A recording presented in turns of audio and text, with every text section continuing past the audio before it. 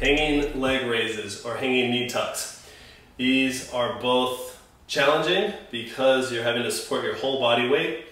And on top of that, you're not just working your abs, but you're working muscles all around the shoulder joint. Because when you're lifting, to get your knees or your feet up as high as possible is going to require some flexion or some movement at the shoulder itself. So think about, as you're lifting, push the bar forward or push your head behind the bar. That's going to make it so where you can get the most elevation of your legs.